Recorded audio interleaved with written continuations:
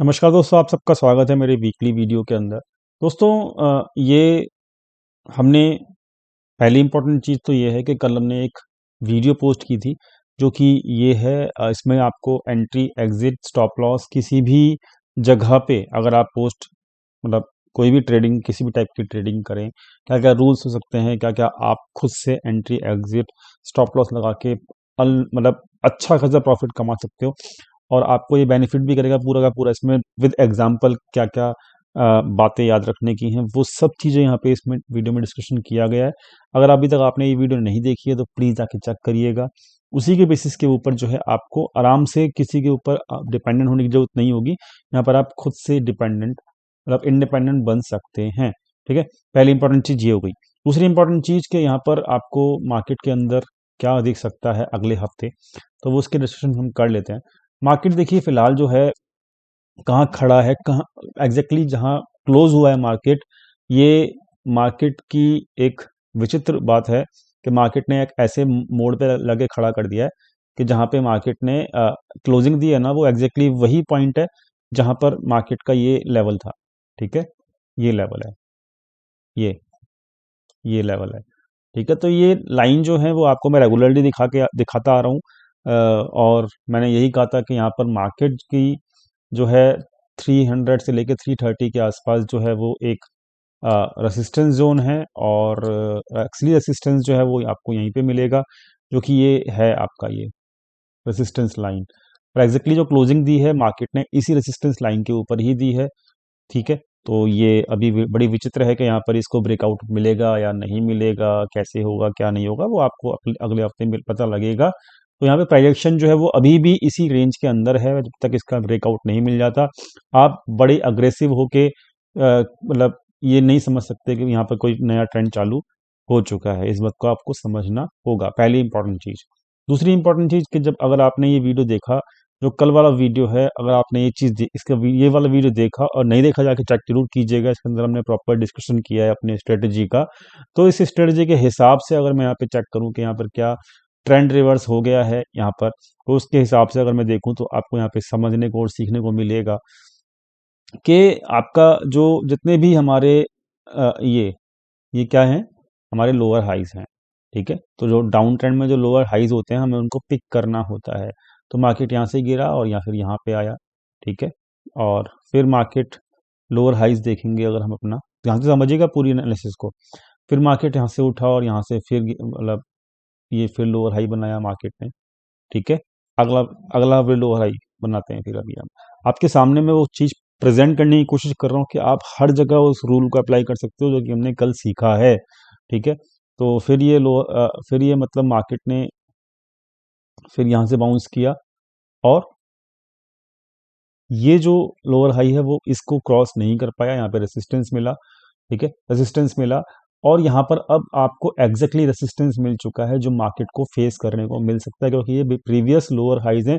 जब तक ये प्रीवियस लोअर हाइज को मार्केट ब्रेक करके ऊपर नहीं सस्टेन करता है, यू कैन नॉट से व्हाट यू कैन नॉट से कि मतलब ट्रेंड जो है वो रिवर्स हो गया है।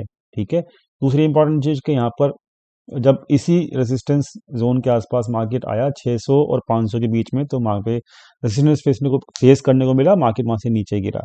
ठीक है, और ने एक और फिर मार्केट ने अभी जो रिसेंट लगाया है वो रिसेंट लगाया है लोअर हाई ये वाला। तो इसको तो ब्रेक कर चुका है मार्केट। ठीक है, तो इसको इसका अब कोई मतलब नहीं है। तो अब मार्केट ने इसको क्योंकि ब्रेक कर दिया है, तो अब स्विंग लो जो है वो आपको पकड़ना है। मैं जो भी बात कर रहा हूँ वही लोग समझ पाएंगे जिन लोगों ने कल का वीडियो देखा है। मैं वीडियो की बात कर रहा हूँ, ये वाला। तो जाके नहीं चेक किया है तो जाके चेक कीजिएगा, जरूर चेक कीजिएगा। ठीक है, तो अब देखिए होता क्या है, जितने भी लोअर हाइज बनते हैं that is actually the resistance in the market. तो ये रेसिस्टेंस बना because these are the lower highs. Market वापस घूम के आया इसके आसपास, वापस रेसिस्टेंस फेस मिला, मार्केट नीचे गया। ठीक है, तो मैं इसकी बात पे तो यही चर्चा कर रहा हूँ आपसे।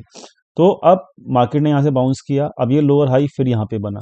तो ये जो पहला लोअर हाई है ये अब मार्केट ने तोड़ दिया है। तो मतलब इनिशियल जो ट्रेंड रिवर्स करने की जो सिचुएशन है वो यहाँ पर अभी फुलफिल कर दी है।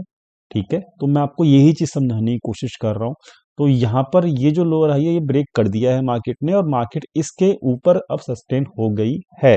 ठीक है, लेकिन ट्रेंड रिवर्स तब होगा जब ये वाला जो जोन है 500 से लेके और 600 के जो रेसिस्टेंस जो जोन है, जहां से मार्केट पिछली बार नीचे की तरफ धकेला गया, जब इस ट्रेंड, ये जो जोन है 5 और 600 के बीच है, जब इसके ऊपर मार्केट निकलना शुरू हो, तभी आप समझेंगे कि यहाँ पर ट्रेंड रिवर्स हो चुका है। मतलब जो वीक ट्रेंड था वो ट्रेंड रिवर्स होकर वो बुलिश टेरिटरी के अंदर एंटर कर चुका है। तो this is must important, this is much important resistance, याद रखिएगा और इसको आप फोकस में भी रखिएगा। अब आपका जो स्टॉप लॉस होगा स्विंग लो की स्ट्रेटजी के हिसाब से, तो यहाँ पर रेसिस्टेंस ये, दिस इज योर, मतलब नाउ मीडियम टर्म, क्योंकि यहाँ पर ये प्रीवियस लोअर हाई को तोड़ चुका है, सो इसका जो स्टॉप लॉस है वो आपका ये रहेगा। तो ये स्टॉप लॉस जो है वो आप समझ लीजिए, यह मीडियम टर्म का स्टॉप लॉस रहेगा मार्केट की पोजीशंस के लिए। ठीक है, ये पूरे वीक की चर्चा कर रहा हूँ यहाँ पे मैं, ठीक है ना। तो ये लीजिए, तो 800 is your what, medium term stop loss. अगर 800 के नीचे मार्केट जाता है then market will be totally weak. ठीक है, मैं अब अपने समराइज कर देता हूं एनालिसिस को। एनालिसिस सिंपल है अगले वीक के लिए। रेसिस्टेंस जो है वो 500 से 600 के बीच में है, जब तक मार्केट इसके ऊपर क्लोज ना करे, ठीक है, ट्रेंड रिवर्स नहीं होगा, पहली इंपॉर्टेंट चीज। ठीक है, दूसरी इंपॉर्टेंट चीज कि यहां पर जो मीडियम टर्म का स्टॉप लॉस है वो रहेगा 16,833 का। अगले वीक का जो स्टॉप लॉस रहेगा, जो भी लॉन्ग साइड की पोजीशंस हैं, उसका जो स्टॉप लॉस है वो है आपका ये जो लोअर हाई बना है, ये वाला। तो 17,150 इज योर वीकली, कहते हैं ना कि भाई ये लेवल ब्रेक हो जाए तो मतलब आप मतलब निकल जाइएगा, तो वो वाली सिचुएशन है। तो वीकली जो रेसिस्टेंस है वो ये हो गया 500 से लेके 600 के बीच में। वीकली सपोर्ट जो है वो आपको यहाँ मिलेगा 17,100, 100 से लेके 17,150। ठीक है, ये भी आप समझ लीजिए, ये पूरा वीक का है। ठीक है ना, तो सिंपल है, मार्केट में अब कुछ समझने के लिए बचा नहीं, सब कुछ आपके सामने है, लेवल्स आपके सामने हैं, लॉजिक्स आपके सामने हैं। ठीक है, तो सपोर्ट आपको 17,100 से लेकर 17,150 के बीच में मिलेगा निफ्टी के अंदर। रेसिस्टेंस जो है वो 17,500 से लेकर 17,600 के बीच में मिलेगा। और मेरे हिसाब से मार्केट को इस रेंज के, जो ये रेंज है 17,100 से लेकर 17,600 के बीच में, इसके बीच में ही रहना चाहिए अगले हफ्ते में। और मार्केट को इसी हफ्ते, इस मतलब इस हफ्ते में, इस एक तो ये हो गया, ये रेसिस्टेंस एरिया हो गया मार्केट का, और ये आपका एक तरीके से सपोर्ट एरिया हो गया 17,100 से लेकर 17,050 के बीच में। ठीक है, तो इस एरिया के बीच में कहीं ना कहीं मार्केट को ट्रेड करना चाहिए अगले हफ्ते में। And this is the technical analysis. अगर मैं डाटा पॉइंट्स की बात करूं, डाटा एनालिसिस की बात करूं, तो यहाँ पर मार्केट के अंदर देखिए यहाँ पे हो क्या रहा है। ऑप्शन चेन के ऊपर, ऑप्शन चेन के ऊपर जो है वो क्या हो रहा है, ध्यान से समझिएगा। ऑप्शन चेन के ऊपर ये निफ्टी की ऑप्शन चेन है, तो निफ्टी ऑप्शन चेन क्या बोल रही है कि यहाँ पर कुछ पुट, वो सॉरी, कॉल बाइंग की गई है जो कि हेज पोजीशंस हैं। ठीक है, कॉल बाइंग की गई हैं इतनी सारी यहाँ पर, जो कि ये हेज पोजीशंस है। और हेज पोजीशंस दोस्तों तब क्रिएट की जाती हैं, अगर आप नोट डाउन करना चाहें नोट डाउन कर सकते हो।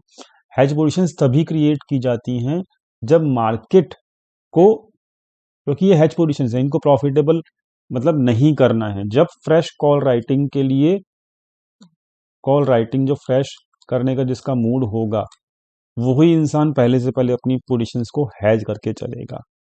ठीक है, तो ये हैज पोजीशंस क्यों होती हैं, बेसिकली मार्जिन को रिड्यूस करने के लिए होती हैं, जो कि कॉल राइटिंग जो अभी तो आपको नहीं दिख रही, लेकिन ये कॉल राइटिंग जो है, जो परसों मंडे को एक्सपेक्टेड है मुझे कि कॉल राइटिंग होगी। क्यों होगी, क्योंकि यहाँ पर जो है मुझे साफ साफ दिख रहा है कि हैज पोजीशंस जो हैं वो यहाँ पर मुझे दिख रही हैं। अगर ये हैज पोजीशंस क्लोज हो जाती हैं, ठीक है, देन कॉल राइटिंग नहीं होगी और फिर मार्केट ऊपर चला जाएगा। लेकिन अगर ये हेज पोजीशंस क्लोज नहीं होती हैं, तो कॉल राइटिंग डेफिनेटली होगी और वो फिर मार्केट को फिर ऊपर बढ़ने से रोकेगी। तो यहाँ पर ये भी एक लॉजिक होता है, हेज पोजीशंस को रीड करके आप मार्केट की एनालिसिस भी कर सकते हो, ये आपको लॉजिक दे दिया है मैंने, ठीक है। आप इस लॉजिक से इत्तेफाक रखें ना रखें, but it is a logic जो आप देखेंगे, और जो मैंने आपको बोला है उस लॉजिक को आप नोट डाउन करके रखिए और लाइव मार्केट में आप अप्लाई कीजिएगा, आपको लर्निंग मिलेगी, ठीक है। तो ये हेज पोजीशंस अगर क्लोज होती हैं तो डेफिनेटली मार्केट फिर ऊपर चला जाएगा। अगर ये हेज पोजीशंस क्लोज नहीं होती हैं तो फिर कॉल लेटर एक्टिव हो जाएंगे मंडे को और मार्केट को नीचे की तरफ धकेलने की कोशिश करेंगे। तो आपको यहाँ पर अब आगे की जो राह है वही देखनी है कि मार्केट में कॉल लेटर मंडे को एक्टिव होते हैं या नहीं होते हैं। मेरे हिसाब से होने चाहिए, क्योंकि यहाँ पर कुछ हेजिंग की पोजीशंस मुझे पर्सनली दिख रही हैं और वो भी वीकली के अंदर, ठीक है। तो इट इज़ ओनली व्यू और it is only a practice और it is only a logic जो कि आप खुद से अप्लाई कर सकते हो। तो यहाँ पर मुझे जो रेसिस्टेंस नज़र आता है वो 17,500 के आसपास और 17,000 जो कॉल राइटिंग यहाँ पे की गई है 300 के आसपास की गई है, और 300 वाली पोजीशंस क्विट नहीं हुई हैं। हाँ, पुट राइटिंग हुई है, हैवीली हुई है, 300 के ऊपर हुई है, और 17,100 के ऊपर जो है कोई पुट बाइंग करके बैठा है। याद रखिएगा, 17,100 के ऊपर कोई पुट बाइंग करके बैठा हुआ है, it is also not a good sign, ठीक है। तो इसलिए मैं यहाँ पे थोड़ा सा चिंतित हूँ कि यहाँ पर जो पहले से पहले हेज पोजीशंस बनाई गई हैं, यहाँ पर कोई ना कोई कॉल लेटर एक्टिव होना चाहिए इस लॉजिक के हिसाब से, और कॉल लेटर एक्टिव होता है तो 17,100 तक के आपको टारगेट आपको मिल सकते हैं अगले हफ्ते के अंदर। ये it is not this is not target of, मतलब कहते हैं ना कि भाई टारगेट आपको मतलब मंडे के लिए ही नहीं है, ये पूरे वीक के लिए है। तो 17,000 कॉल लेटर अगर एक्टिव होते हैं ऑप्शन चेन के हिसाब से तो 17,100 के ऊपर पुट बाइंग हो रही है। I don't know why it is happening, but ये पुट बाइंग मुझे दिख रही है। तो मतलब अब डिपेंड करेगा कि मंडे को ओपनिंग कैसे होती है। याद रखिएगा, मंडे की जो ओपनिंग है वो टोटली मार्केट को ड्राइव करेगी।